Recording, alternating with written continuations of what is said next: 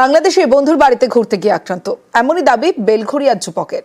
দেশপ্রিয় নগরে বাড়ি ফেরার পরেও আতঙ্কে। সম্প্রতি বাংলাদেশের ঢাকায় বন্ধুর বাড়িতে ঘুরতে যান সায়ন ঘোষ, আর সেখানেই বিপত্তি। আমি নভেম্বর এই মাসের 23 তারিখ বাংলাদেশ গেছি। আমার 26 তারিখ রাতে ফেরার কথা ছিল ভারতে। আবার ফেরার কিছুক্ষণ আগে আর বন্ধু বললো, ভাই আজকে তো ফিরে যাবি, চল একটু ঘুরে আসি বাইরে। ঠিক ওই সময় তার বাড়ি থেকে কিছুটা দূরেই 5-6 জন যুবক মিলে আমাকে আটক করে। তারপর তারা আমার ফোন নিয়ে নেয়, টাকা পয়সা নিয়ে আমাকে মারধর করে, চড়থাপ্পড় করে আমার এইখানে ছুরি দিয়ে আঘাত করা হয়।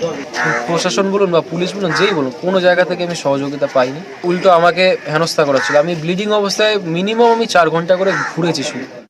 এখন ওখানে যা পরিস্থিতি চলছে তাতে আমি ওকে বারণ করেছিলাম যে এখন যেতে হবে না, যেহেতু বন্ধুর ডাকে গেছিল। তা এইভাবে আক্রান্ত হয়ে গেছে, এখন আমরা খুবই আতঙ্কের মধ্যে রয়েছি। কি বাংলাদেশ কমিশনের কাছে কি জানাবেন এই যে ছেলে উপরে বাংলাদেশে? কালকে হাই কমিশনের কাছে যাবো, হাই কমিশনের কাছে চিঠি করে জানাবো। বাংলাদেশের সংখ্যালঘুদের উপর অত্যাচার। উত্তর 24 পরগনার বনগাঁয় পেট্রাপল সীমান্ত বন্ধের আশঙ্কা। ভারত থেকে বাংলাদেশে যাওয়ার জন্য সীমান্তে লম্বা লাইন, যে ছবি দেখছেন। অনেক ভারতীয় আবার বাংলাদেশ থেকে এদেশেও ফিরছেন। বর্ডারটা একটু বন্ধ হওয়ার সম্ভাবনা আছে বলা বলি শুনছি লোকের মুখে।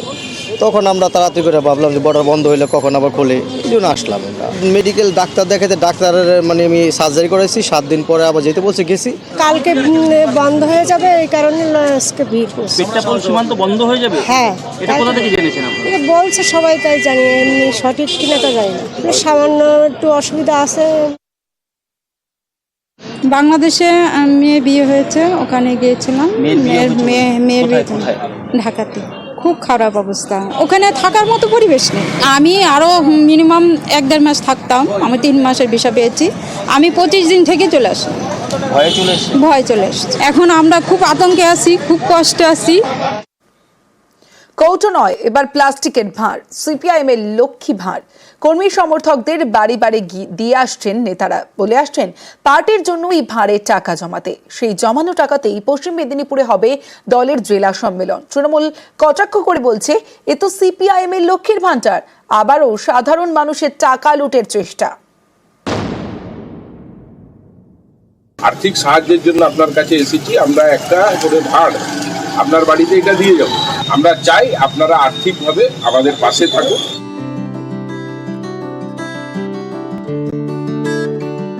কাঁধে লাল ঝান্ডা, হাতে লাল ভান্ডার, প্লাস্টিকের ভান্ডার, টাকা পয়সা জমানোর জন্য। পশ্চিম মেদিনীপুরের খড়গপুরে কর্মী সমর্থকদের এমনই ভান্ডার দিচ্ছেন সিপিআইএম এর নেতারা।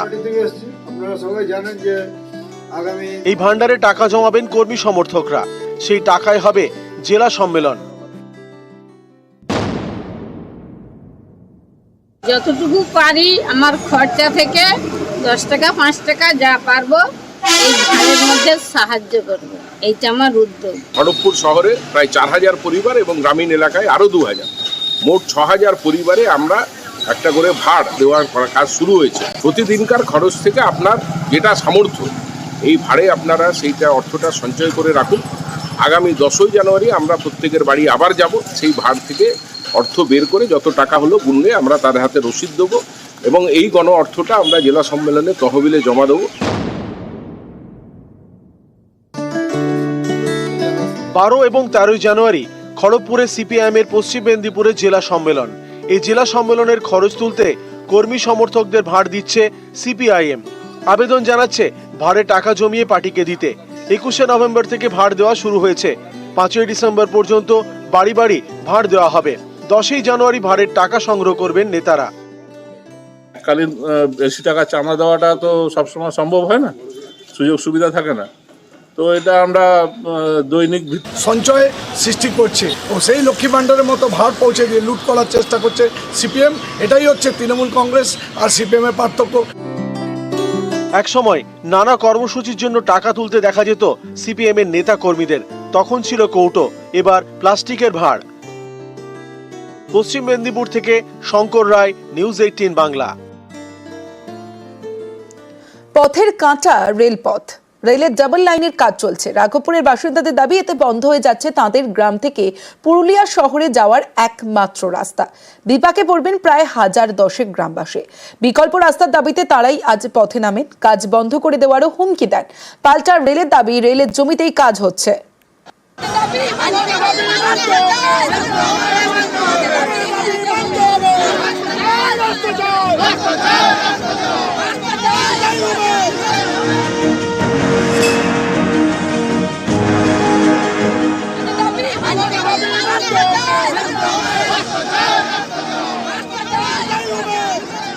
রেলের জমির উপর দিয়ে এত বছর ধরে যাতায়াত, সেই জমিতেই শুরু হয়েছে ডাবল লাইনের কাজ। কাজ শেষ হলে বন্ধ হয়ে যাবে দীর্ঘদিনের রাস্তা। তাতে বিপাকে পড়বেন পুরুলিয়া শহর লাগোয়া রাঘবপুর পঞ্চায়েত এলাকার 1010 বাসিন্দা। বিকল্প রাস্তার দাবিতে তাঁরাই রবিবার পথে নামেন।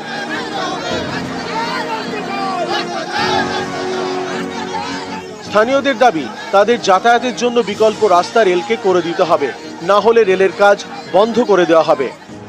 আমাদের রাস্তা বন্ধ হয়ে গেছে, আমরা যাতায়াত করব কোন দিকে? আগে রাস্তা করুক, রাস্তা করুক, তবে ডবল রেল বসাইতে দিব। আমাদের আগে রাস্তা চাই। গোশালা রেলগেট থেকে রাঘবপুর রেলগেট প্রায় 2 কিলোমিটার রাস্তা।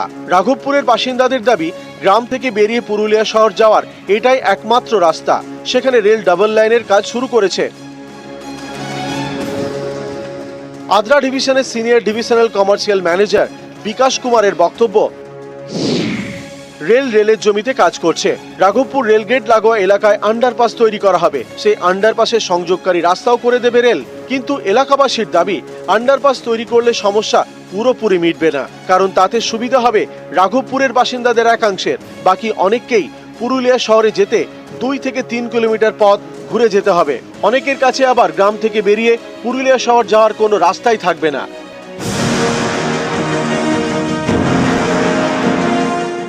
অভিযোগ, এই নিয়ে বারবার রেল ও পুরুলিয়ার বিজেপি সাংসদকে জানিয়েও লাভ হয়নি। প্রতিবাদে এদিন পথে নামেন স্থানীয়রা। ডাবল লাইন তৈরির কাজ কিছুক্ষণ বন্ধ করে দেন।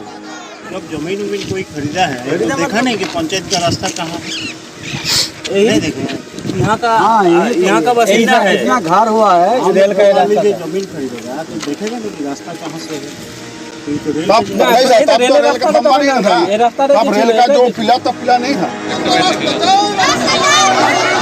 বিকল্প রাস্তার দাবিতে পরে 60-এর এই জাতীয় সড়ক অবরোধ করে চলে বিক্ষোভ।